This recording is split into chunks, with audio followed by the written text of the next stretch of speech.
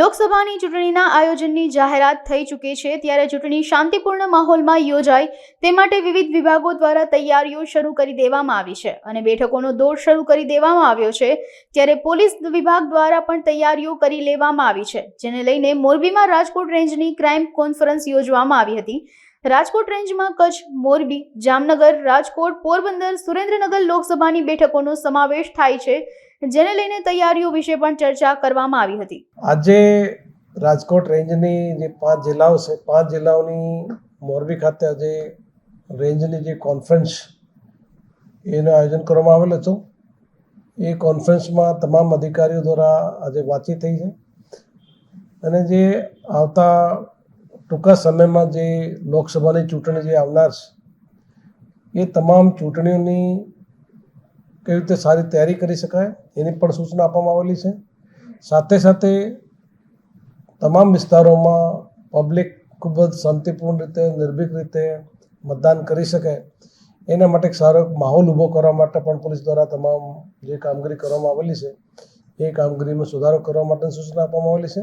સાથે અમારા મોરબીના જે બાકી જિલ્લાઓ છે એ જિલ્લાઓમાં પણ અત્યારે જે ઉનાળાની સિઝન આવે છે એ ઉનાળાની સિઝનમાં અમુક શું મુદ્દાઓ અહીંયા થઈ શકે છે અને મુદ્દાઓનો કેવી રીતે સોલ્યુશન પોલીસ દ્વારા કરવામાં આવનાર છે એની પણ સૂચના આપવામાં આવેલી છે।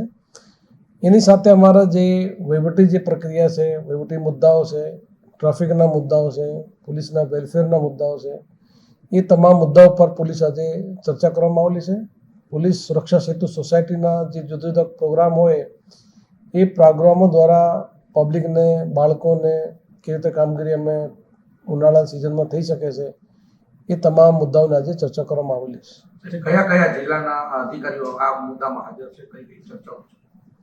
આ કોન્ફરન્સમાં આજે જે રાજકોટ રૂરલ, સુરેન્દ્રનગર, જામનગર, મોરબી અને દ્વારિકા એના તમામ ડીવાયએસપી કક્ષાના અધિકારીઓ, તમામ એસપી કક્ષાના અધિકારીઓ અને તમામ પ્રોબેશનર ડીવાયએસપીને પણ અહીંયા હાજર રાખવામાં આવેલા છે। રાજકોટ રેન્જમાં અમારી જે લોકસભા ચૂંટણી આવનાર છે એમાં કચ્છ, જામનગર, રાજકોટ, સુરેન્દ્રનગર તેમજ પોરબંદર એ વિસ્તાર સમાવેશ થાય છે। તે તમામ વિસ્તારોમાં પણ પોલીસ દ્વારા જે તાલીમની વ્યવસ્થા હોય, સ્ટ્રોંગ રૂમની વ્યવસ્થાઓ, મતદાન મથકોની વ્યવસ્થાઓ એની પણ તમામ પ્રકારની સૂચના પોલીસને આજે આપવામાં આવેલી છે। પોલીસ દ્વારા અત્યારે જે એક તો ફ્લેગ માર્ચનું આયોજન કરવામાં આવેલું છે, જેમાં એરિયા ડોમિનેશન પણ હોય છે। સાથે સાથે તમામ પબ્લિકને પણ અમે અપીલ કરશું કે જે જાહેરનામું થયા પછી તમામ પ્રકારના હથિયારો છે એ પોલીસ સ્ટેશને જવા પડશે।